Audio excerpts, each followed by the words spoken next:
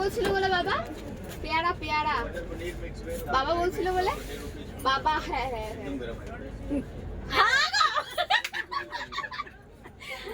বাবা বলছিল বাবা বাবা বাবা ভাগ্য ভালো। সবাই তাহলে খেলবি না আর কি চাই বলেন তো আমার জন্য তো যাওয়া হচ্ছে এটা বিহারি তো আমি আর কি চাই বলেন তো হ্যাঁ বস এখানে বিহারি বিহাই সব সময় গামছা থাকবেই। একটা ব্রেক দাও আমাকে, একটা ব্রেক দাও এখানে।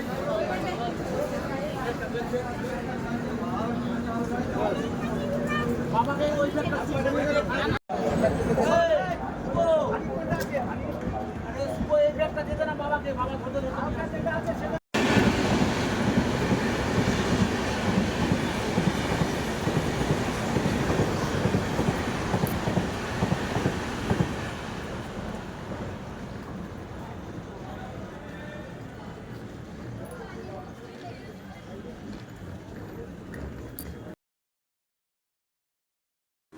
তো রাধে রাধে বন্ধুরা, তো দেখতেই পেলে আমরা ট্রেনে করে এবার বৃন্দাবন চলে আসছি। মানে ট্রেন থেকে নেমে এবার আমাদের অটোতে উঠেছে, অটো থেকে মানে অটোতে উঠে এবার আসছি। তো সবাই মিলে আমরা কতটা এনজয় করলাম। তো এবার পরের দিন আমরা একটু নিধিবন চলে এলাম। আর এইগুলো কিন্তু সব তুলসীর গাছ, দেখতেই পাচ্ছ।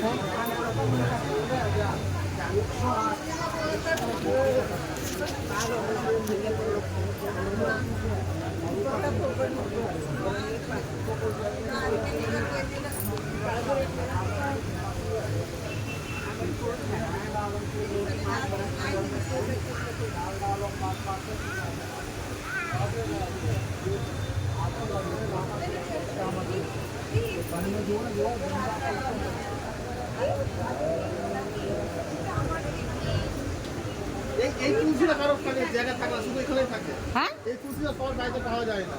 এই তুলসী পাতার আলাদা তুলসী। ও এগুলো কি সবই তুলসী? হ্যাঁ সব তুলসী গাছ। ও এখানে কিন্তু সব এগুলো তুলসীর গাছ। তো সন্ধ্যা লাগলে এখানে কেউ থাকে না, কোনো মানুষজন। আর এখানে চারিদিকটা ঘেরা আছে বলে কিন্তু সামনে মানুষ একটু ঘুরছে ফিরছে, একটু ভিডিও করছে। দেখতে পাচ্ছ দিয়ে চারিদিকে ঘেরা, কারণ না হলে সব জায়গায় বাদরের উৎপাত বৃন্দাবনে। আর এই যে সব দেখতে পাচ্ছ এগুলো সব তুলসীর গাছ, কত মোটা মোটা তুলসীর গাছগুলো। এগুলো কিন্তু বহু পুরনো গাছগুলো। নিধিবনের কথা তো অনেকেই জানো, যে সন্ধ্যার পরে কেন থাকে না মানুষ, সবাইকে বের করে দেয়, তার জন্য আগে আসতে হয় দেখতে। আর এই যে ভিতরে দেখতেই পাচ্ছ বাদর বসে আছে, আর সামনেও অনেক আছে।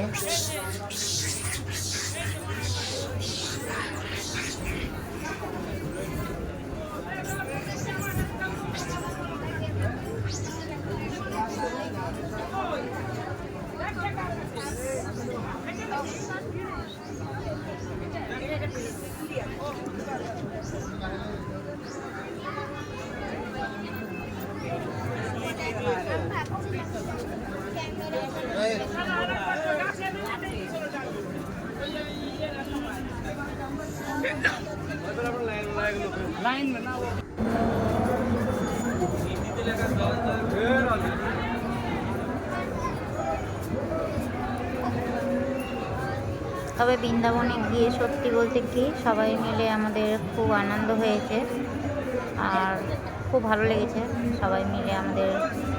আর ট্রেনের মধ্যে তো দেখতেই পেলে মনে হচ্ছে পুরো বাড়ি করে নিয়েছি আমরা, আর সব কিছুই আমরা নিয়ে গেছিলাম বাড়ি থেকে, যেহেতু অনেকজনের গেছিলাম।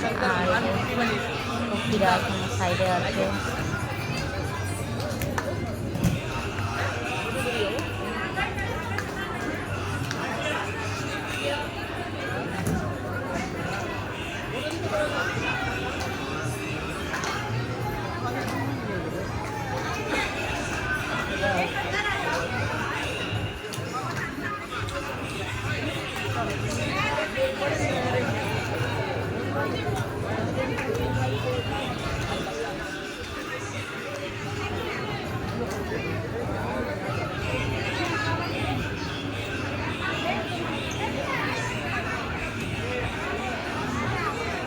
ওই